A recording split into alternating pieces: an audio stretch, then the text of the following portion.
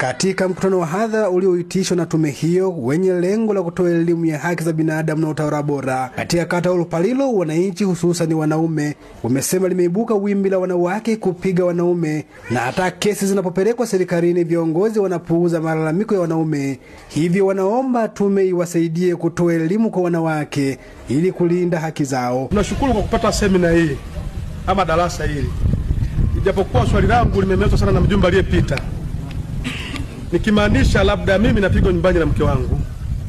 Sasa jinsi nilivyo mimi na mwili nyumba kifua mlima, nikienda kuchitaki unaona anakuambia na wewe umepigwa. Sasa nikipigwa tena mara ya pili nadhani tena kwenda kule tutakuwa sina. Ndipo tutaanza kuchukua maamuzi mengine. Sasa hiyo si sawa. Tunaomba mtuombee msaada kwa wao wanawake wasiwe wanatupiga. Haki za binadamu.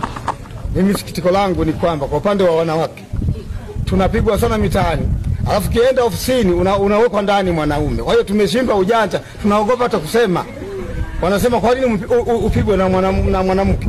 Mwanamke akieleza uongo inaonekana wewe ndio kweli ulikuwa unamfanyia hivyo, wanakuweka ndani. Akitolea ufafanuzi nini kifanyike ili kudhibiti tabia za wanawake kupiga waume zao, kamishna wa tume za haki za binadamu na utawala bora nchini Dr. Thomas Masanja amesema kwanza utu unapaswa kuchukua mkondo wake, na endapo mikasa hiyo itaendelea kwa kuwa ni kosa kisheria, mwathirika wa kipigo afikishe malalamiko yake dawati la jinsia ama kwa mtendaji ili sheria ichukue mkondo wake. Jamani, sisi wote ni wazazi.